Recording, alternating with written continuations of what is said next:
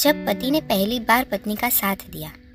आइए सुनते हैं एक और नई कहानी। शिवांगी रसोई से पसीना पोंछते हुए निकली ही थी कि उसे बगल वाले कमरे से फुसफुसाने की आवाज़ आई। शिवांगी ने कमरे में झांका तो देखा कि सास सविता जी अपनी बेटी से धीमी आवाज़ में फ़ोन पर बात कर रही थी। बेटा सुमन, हमारा क्या है, आज नहीं तो कल चले जाएंगे, मगर तेरी भाभी को इतनी समझ तो होनी चाहिए कि सास को अच्छा अच्छा खाना खिलाए। जब देखो रोटी सब्जी दाल चावल यही बनाती रहती है। क्या रोज रोज यह खाना भाता है? तेरी भाभी सुबह 7 बजे उठती है। घर की लक्ष्मी को सुबह सूरज निकलने से पहले उठ जाना चाहिए, मगर उसे कौन समझाए। कपड़े धोने के लिए मशीन लगती है, झाड़ू पोछा बर्तन सभी को बाई लगा रखी है। डांट बाट तो देखो महारानी के। हम तो हमेशा हमारे कपड़े हाथ से ही धोते थे। काम वाली बाइयों का काम भला किसे पसंद आता है? शिवांगी ने सब कुछ सुना और अपने कमरे में आकर बैठ गई। उसकी आंखों में आंसू थे और वह अतीत में खो गई, जब वह शादी करके इस घर में आई थी। सविता जी और सुमन ने उसे कभी बहू वाला मान नहीं दिया था और किसी को देने भी नहीं दिया। पति शरद भी हमेशा शिवांगी को ही सुनाते। शिवांगी को इस बात का ज्यादा अफसोस होता कि पति भी साथ नहीं देते, उल्टा माँ और बहन के बहकावे में आकर शिवांगी पर ही गुस्सा निकालते हैं। एक दिन तो सविता जी का पारा ऐसा चढ़ा कि उन्होंने शिवांगी को माता पिता तक को भला बुरा कह दिया, मगर शरद या तो चुपचाप सुनते और या फिर अपनी माँ का साथ देते। अब तो शिवांगी को आदत हो गई थी ताने और उल्हानों की।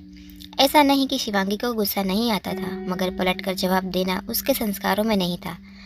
शिवांगी मन ही मन कूटती, मायके में भी नहीं बता सकती थी। उसके माता पिता की भी उम्र हो चली थी, इसलिए वह उन्हें टेंशन नहीं देना चाहती थी।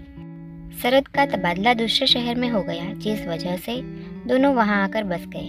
दूसरे शहर आकर 6 महीने ही हुए थे कि सविता जी को हार्ट अटैक आ गया। सविता जी का ऑपरेशन करवाकर सास और ससुर को शरद यहीं ले आया। बेटी सुमन की शादी हो गई थी। अब सविता जी फोन पर ही बेटी को सारी राम कहानी सुनाती थी। मम्मा मम्मा कहते हुए 4 साल की सोनू जब कमरे में आई तो शिवांगी की तंद्रा टूटी और उसने सोनू को गोद में भर लिया और उसके साथ खेलने लगी। सविता जी बोली, शिवांगी खाना बन गया हो तो लगा दो। शिवांगी रसोई से दाल चावल सब्जी रोटी ले आई। उतने में ही शरद आ गया और डाइनिंग टेबल पर बैठ गया। शरद को देखते ही सविता जी बोली, मुझे तो आजकल खाने में कोई स्वाद ही नहीं लगता। यह बीमारों वाला खाना खाया ही नहीं जाता। शरद बोला, माँ आपको तला हुआ और चटपटा खाना खाने के लिए डॉक्टर ने मना किया है, इसलिए शिवांगी रोज यह खाना बनाती है। पकोड़े वड़ा समोसे ये सब तो हम भी नहीं खा सकते, बल्कि आपको तो यह सोचना चाहिए कि मेरी वजह से घर में तला हुआ खाना नहीं बन रहा और कोई भी नहीं खा रहा। पिछले साल आपकी बाईपास सर्जरी हो चुकी है। आपके हार्ट की समस्या की वजह से घर में तेल घी का इस्तेमाल काफ़ी कम हो गया है। हम भी नहीं खाते। सविता जी बेटे का जवाब सुनकर चुप बैठ गई। दूसरे दिन सुबह जब शिवांगी कपड़े धोने का मशीन लगा रही थी, सविता जी बोली, बहू ये रोज रोज मशीन लगाती हो, जानती हो बिल कितना आता है? शरद ऑफिस के लिए तैयार हो रहा था। वह सुनकर बाहर आया और बोला, हाँ माँ जानते हैं बिल कितना आता है और वह बिल मैं ही भरता हूँ, इसलिए आपको चिंता करने की कोई ज़रूरत नहीं है। अगर शिवांगी दिन भर कपड़े बर्तन यही करेगी तो दूसरे काम कब करेगी? सविता जी फिर चुप बैठ गई। शिवांगी के लिए यह पल जिंदगी के खुशनुमा पल थे, जब पति शरद उसका साथ देता। आज शरद पहली बार शिवांगी के लिए गजरा लेकर आया था और अपने हाथों से उसे शिवांगी के बालों में लगाते हुए बोला, शिवांगी हो सके तो मुझे माफ़ कर देना। शिवांगी बोली, क्यों?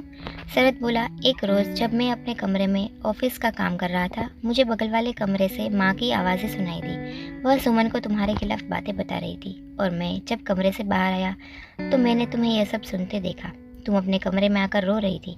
तब मुझे पहली बार सब समझ आया था कि अब तक मैंने जाने अनजाने में कितनी बार तुम्हारा दिल दुखाया होगा। शिवांगी बोली, आप बस समझ गए और आपने मेरा साथ दिया। ये मेरे ज़िंदगी के सबसे खुशनुमा पल है, मैं इन्हें कभी नहीं भूलूंगी। तो बस इतनी सी थी ये कहानी। आपको ये कहानी कैसी लगी ये हमें कमेंट्स में ज़रूर बताना।